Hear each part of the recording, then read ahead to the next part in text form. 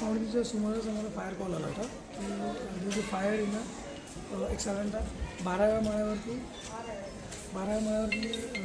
एका रेसिडेन्शियल फ्लॅटमध्ये आग लागल्याची वर्दी मिळाली होती. इथे आल्यावरती लक्षात असं आलं की सगळ्या लिफ्ट्स वगैरे लाईट्स वगैरे बंद असल्यामुळे सगळ्या फायर फायटर्सला 12 माळे वर चढून जावं लागलं. द मोमेंट आम्ही एंट्री करण्याचा प्रयत्न केला फ्लॅटमध्ये, त्याच वेळेस फ्लॅटच्या बाजूलाच म्हणजे एंट्री डोअरलाच त्याचं किचन आहे आणि त्या किचनमध्ये स्फोट झाला सिलेंडरचा. तो सिलेंडरचा स्फोट झाल्यामुळे जे फायर फायटर्स इमिजिएट एंट्री करणार होते ते इंज्युअर्ड झाले. त्याचे शेजारी जे काही नेबर होते जे प्रयत्न करत होते दरवाजा फोडायचा ते पण भाजले. एंट्री केल्यावरती आपल्याला लक्षात आलं की पूर्ण फ्लॅटमध्ये आग पसरत होती, पण इंटिरियर भरपूर मोठ्या प्रमाणामध्ये आहे.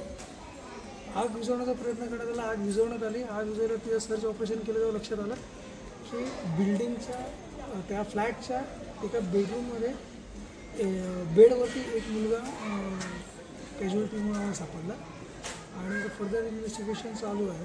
सोसायटी खूप चांगली आहे, परंतु दुर्दैवाने आत्ता आमच्या जे फर्स्ट प्रायमरी आमचं जे काही पाहणी आहे त्याच्यामध्ये असं लक्षात आलं की एवढी सुंदर फायर सिस्टीम दिलेली आहे, पण ती सिस्टीम ऑपरेटिव्ह नव्हते. आता ती खरोखर ऑपरेटिव्ह नव्हती, खालून बंद आहे की खरोखरच ती बिघडलेली आहे त्याचं इन्व्हेस्टिगेशन करण्यात येईल. परंतु आता सध्या तरी म्हणजे आम्ही फर्स्ट याच्यामध्ये एवढं सांगू शकतो की सिच्युएशन इज अंडर कंट्रोल. कोणी आता लोकांनी घाबरण्याचं कारण नाही. They can occupy their rooms.